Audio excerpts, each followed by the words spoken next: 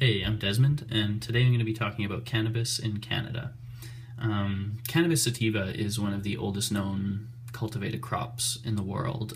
There's evidence in China over 8,000 years ago of people harvesting it there, and it's kind of spread globally ever since then, and maybe because it grows like a weed.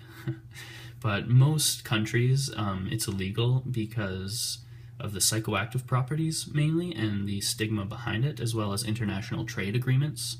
But yeah, most countries prohibit both the cultivation and the use of the plant.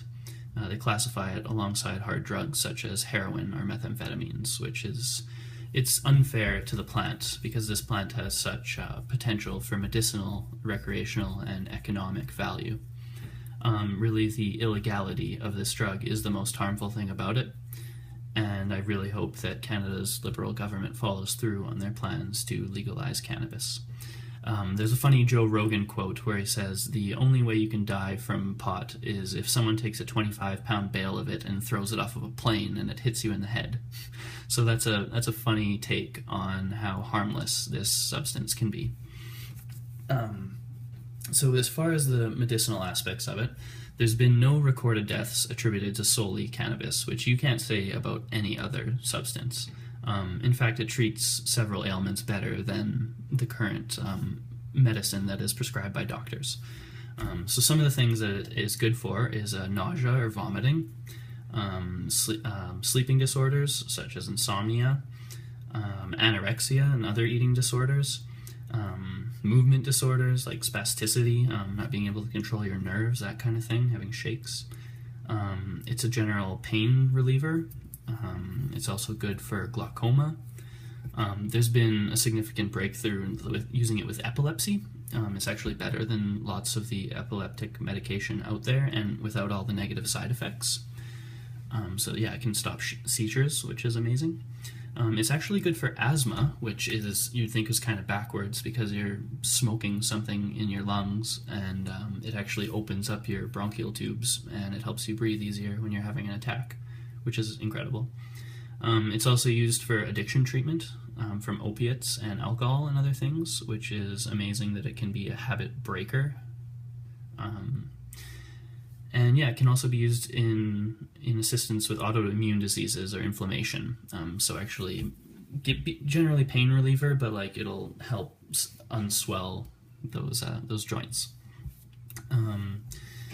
And so some of the recreational use in Canada is kind of a gray area. There's a 2012 Stats Canada survey that estimates that about 3.4 million Canadians use cannabis, and you have to take that with a grain of salt and assume that it's a low number because it's a government survey over the phone asking you if you smoke illegal drugs.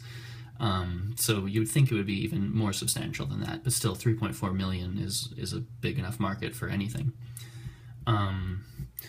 So yeah, there's undoubtedly a cannabis culture in Canada, and I think the government should capitalize on the opportunity.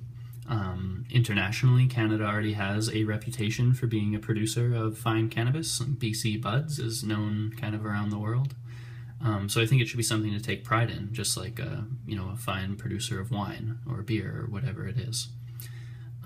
Also, another aspect of the recreational market is I feel the medicinal market is very abused, and if there was more breathing room within that, then the medicinal market would not have to provide all this extra stuff for people who are just smoking it recreationally, and they could actually focus on producing a product that is more like medicine and not for everyone. So yeah, it would be more controlled and readily accessible if it was recreationally produced, ideally in a private market, but we'll see what happens with that. I think really one of the best solutions is to totally decriminalize and legalize it and make it so every adult can grow X amount of plants in their home, and then that'll take away from the illegal market 100%. So yeah, some of the economic values, I'd like to look at Colorado as an example, when they legalized in 2015, I think they made over $2 million in the first month.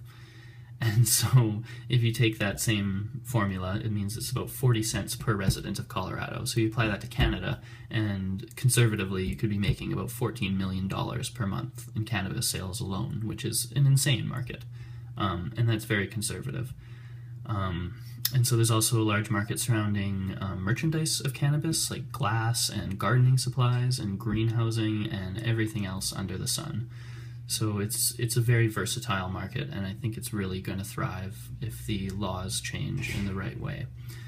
Like, why not take that money and use it for public interest and, repair roads or build schools, as opposed to funding these, or indirectly funding these criminal organizations. And yeah, it just makes a lot of sense, and I can't stress enough that I hope Canada's government really makes the change to legalize cannabis, as I feel like it would benefit all of its citizens.